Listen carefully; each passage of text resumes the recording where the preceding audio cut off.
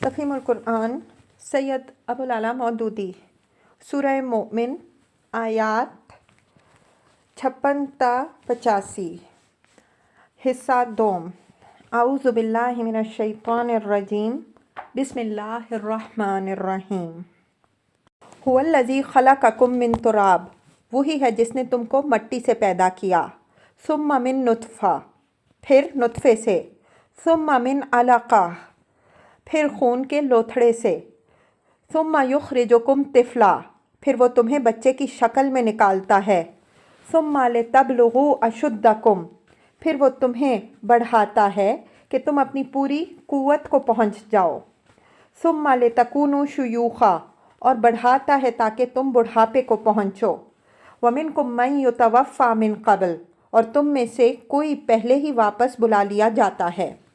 تفسیر یعنی کوئی پیدا ہونے سے پہلے اور کوئی جوانی کو پہنچنے سے پہلے اور کوئی بڑھاپے کو پہنچنے سے پہلے مر جاتا ہے۔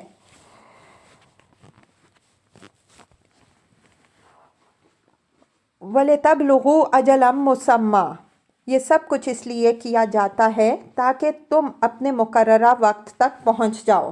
تفسیر وقت مقرر سے مراد یا تو موت کا وقت ہے یا وہ وقت جب تمام انسانوں کو دوبارہ اٹھ کر اپنے خدا کے حضور حاضر ہونا ہے۔ پہلی صورت میں مطلب یہ ہوگا کہ اللہ تعالیٰ ہر انسان کو زندگی کے مختلف مرحلوں سے گزارتا ہوا اس ساعت خاص تک لے جاتا ہے جو اس نے ہر ایک کی واپسی کے لیے مقرر کر رکھی ہے۔ اس وقت سے پہلے ساری دنیا مل کر بھی کسی کو مارنا چاہے تو نہیں مار سکتی، اور وہ وقت آ جانے کے بعد دنیا کی ساری طاقتیں مل کر بھی کسی کو زندہ رکھنے کی کوشش کریں تو کامیاب نہیں ہو سکتی۔ دوسرے معنی لینے کی صورت میں مطلب یہ ہوگا کہ ہنگامہ ہستی اس لیے برپا نہیں کیا گیا کہ تم مر کر مٹی میں مل جاؤ اور فنا ہو جاؤ، بلکہ زندگی کے ان مختلف مرحلوں سے اللہ تم کو اس لیے گزارتا ہے کہ تم سب اس وقت پر جو اس نے مقرر کر رکھا ہے اس کے سامنے حاضر ہو جاؤ۔ وَلَعَلَّكُمْ تَعْقِلُونَ، اور اس لیے کہ تم حقیقت کو سمجھو۔ تفسیر یعنی زندگی کے ان مختلف مراحل سے تم کو اس لیے نہیں گزارا جاتا کہ تم جانوروں کی طرح جیو اور انہی کی طرح مر جاؤ، بلکہ اس لیے گزارا جاتا ہے کہ تم اس عقل سے کام لو جو اللہ نے تمہیں عطا کی ہے، اور اس نظام کو سمجھو جس میں خود تمہارے اپنے وجود پر یہ احوال گزرتے ہیں۔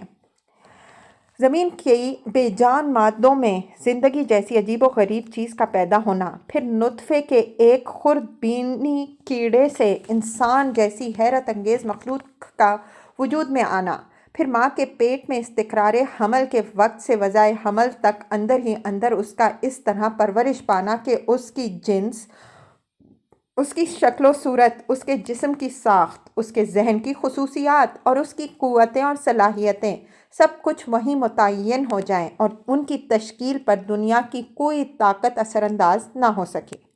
پھر یہ بات کہ جسے اسقاط حمل کا شکار ہونا ہے، اس کا اسقاط ہی ہو کر رہتا ہے، جسے بچپن میں مرنا ہے وہ بچپن میں مرتا ہے، خواہ وہ کسی بادشاہی کا بچہ کیوں نہ ہو، اور جسے جوانی یا بڑھاپے کی عمر تک پہنچنا ہے وہ خطرناک سے خطرناک حالات سے گزر کر بھی، جن میں بظاہر موت یقینی ہونی چاہیے، اس عمر کو پہنچ کر رہتا ہے، اور جسے عمر کے جس خاص مرحلے میں مرنا ہے وہ اس میں پہنچ جاتا ہے، اور جسے عمر کے جس خاص مرحلے میں مرنا ہے اس میں وہ دنیا کے کسی بہترین ہسپتال کے اندر بہترین ڈاکٹروں کے زیر علاج رہتے ہوئے بھی مر کر رہتا ہے۔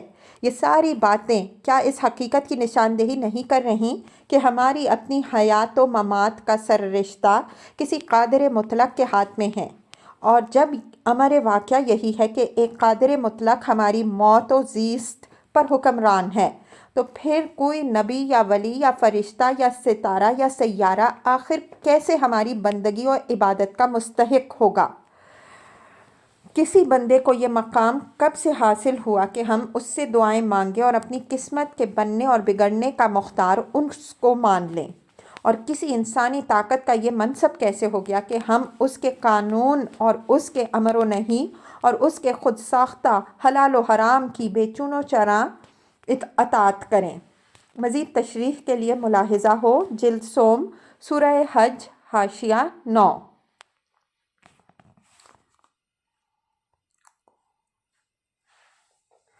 हुवल्लज़ी युह्यी व युमीत, वही है ज़िंदगी देने वाला और वही मौत देने वाला है। फ़इज़ा क़दा अमरन फ़इन्नमा यक़ूलु लहू कुन फ़यकून, और जिस बात का फ़ैसला वो करता है बस एक हुक्म देता है कि वो हो जाए और वो हो जाती है। अलम तरा इलल्लज़ीना युजादिलूना फ़ी आयातिल्लाह, तुमने देखा उन लोगों को जो अल्लाह की आयात में झगड़े करते हैं। अन्ना युसरफून, वो फिराए कहाँ जा रहे हैं। तफसीर, मतलब ये है कि ऊपर वाली तकरीर के बाद भी क्या तुम्हारी समझ में ये बात ना आई कि इन लोगों की गलत बीनी और गलत रवि का असल सरचश्मा कहाँ है और कहाँ से ठोकर खाकर ये इस गुमराही के गड्ढे में गिरे हैं।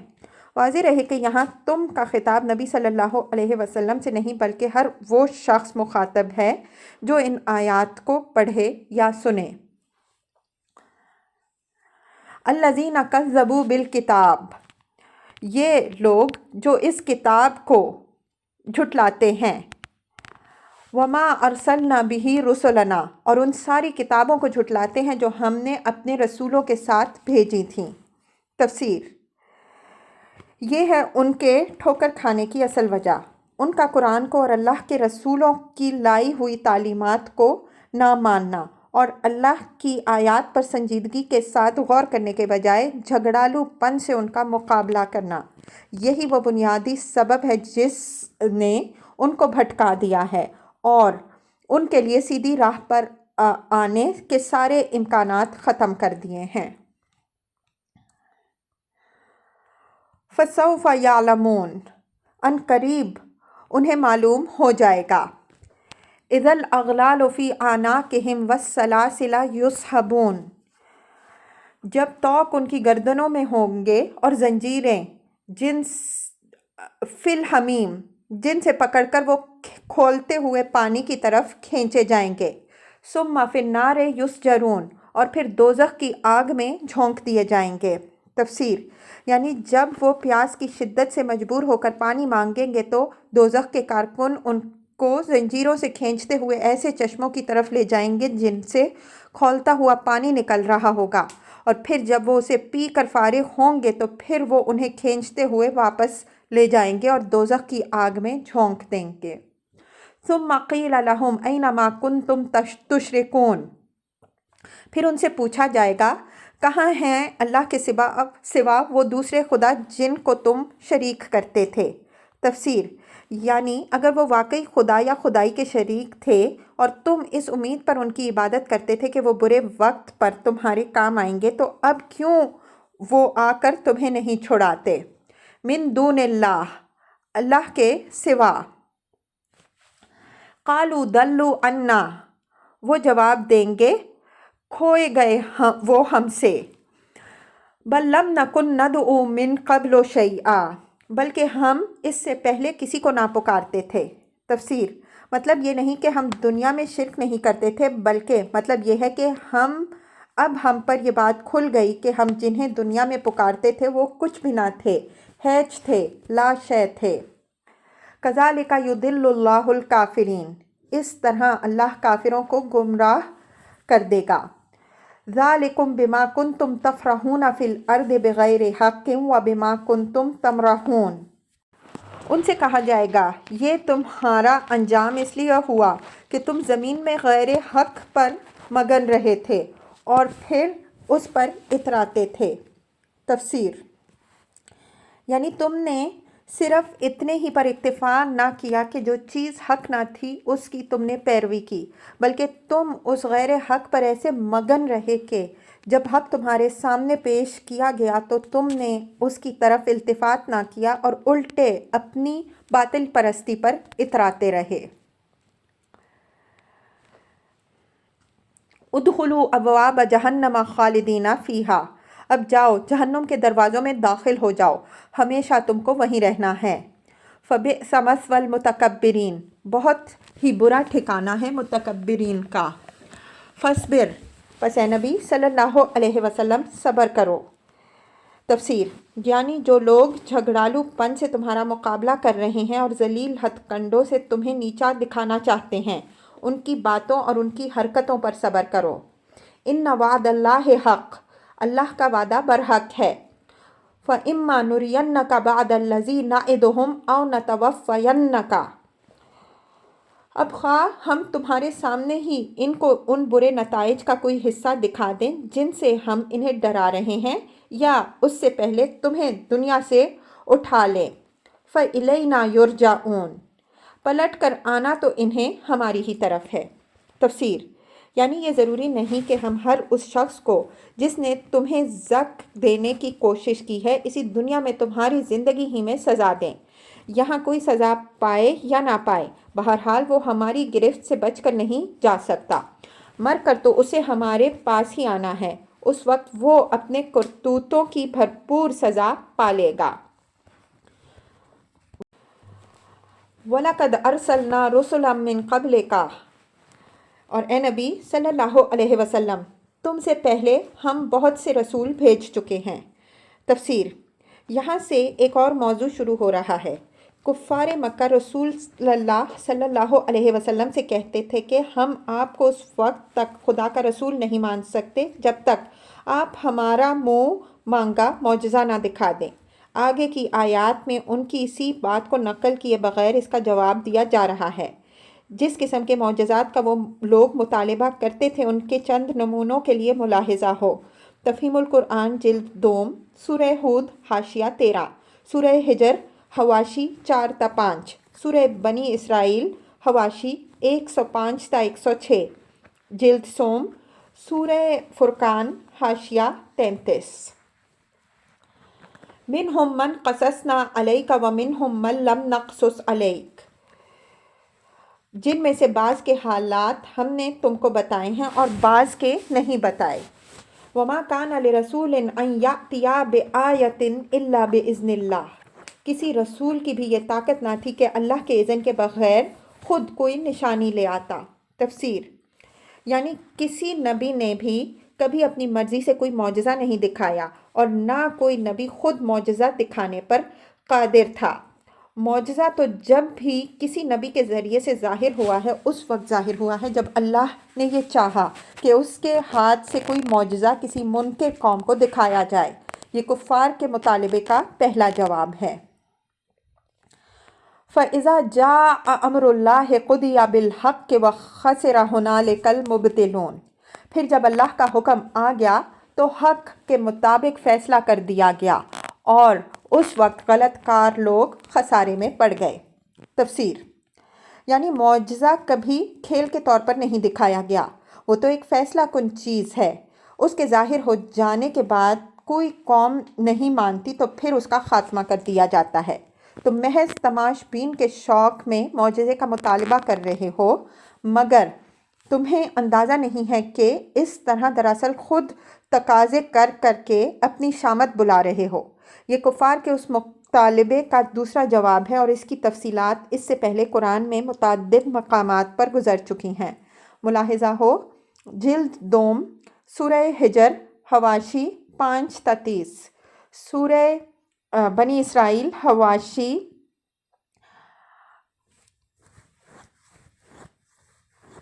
68 تا 69، جلد سوم، سورہ انبیاء حواشی 7 اور 8، سورہ فرقان حاشیہ 33، سورہ شعراء حاشیہ 49۔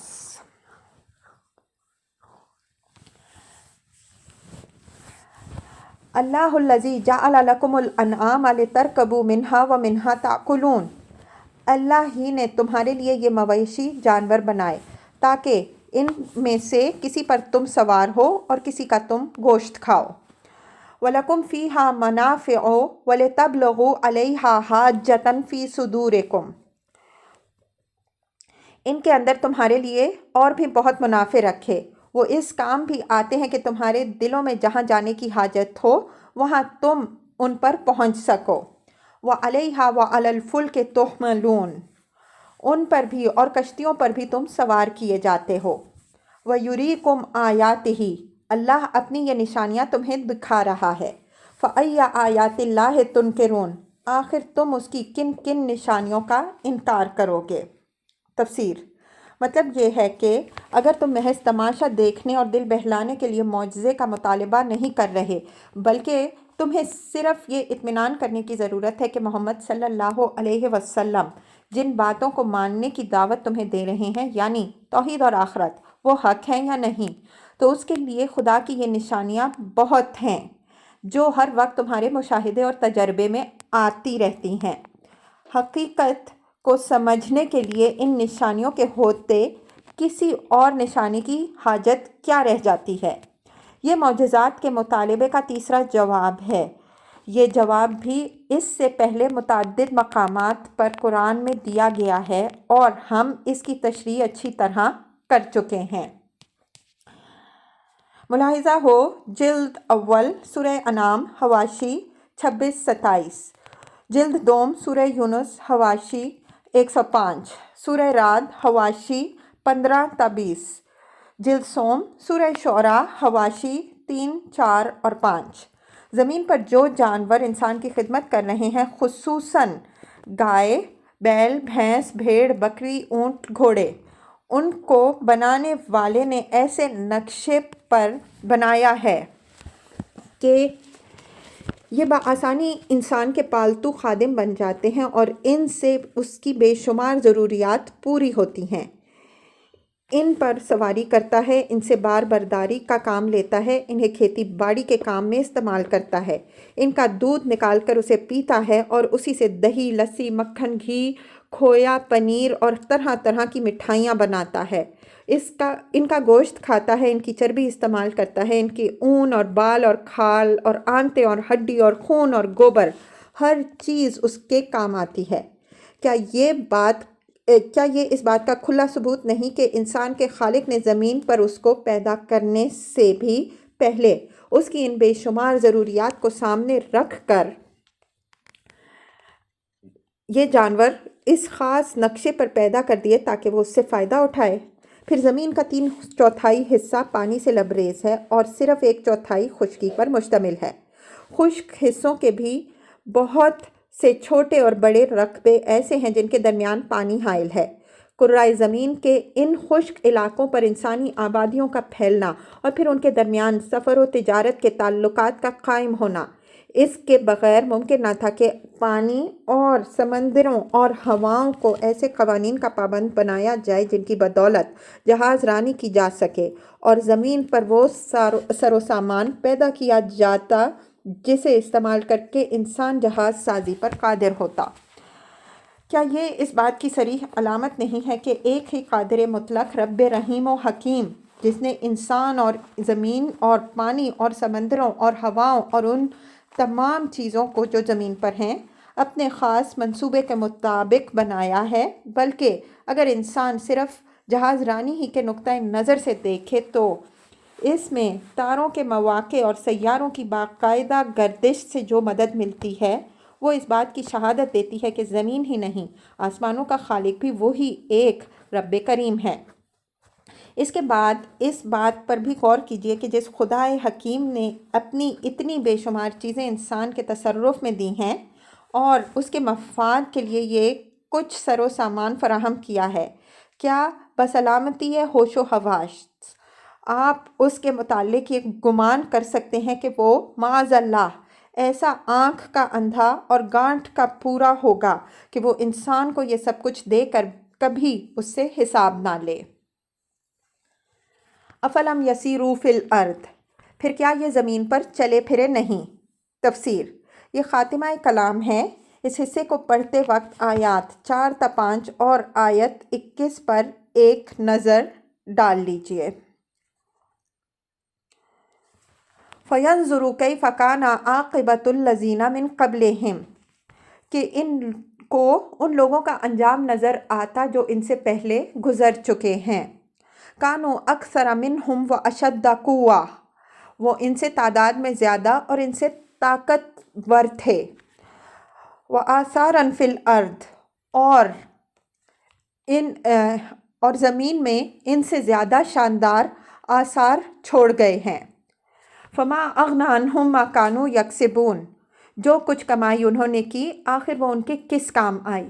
فلما جاءتہم رسلہم بالبینات، جب ان کے پاس رسول ان بینات لے کر آئے، فرحوا بما عندہم من العلم وحاق بہم ما کانوا بہ یستہزئون، تو وہ اسی علم میں مگن رہے جو ان کے پاس تھا، اور پھر اسی چیز کے پھیر میں آ گئے جس کا وہ مذاق اڑاتے تھے۔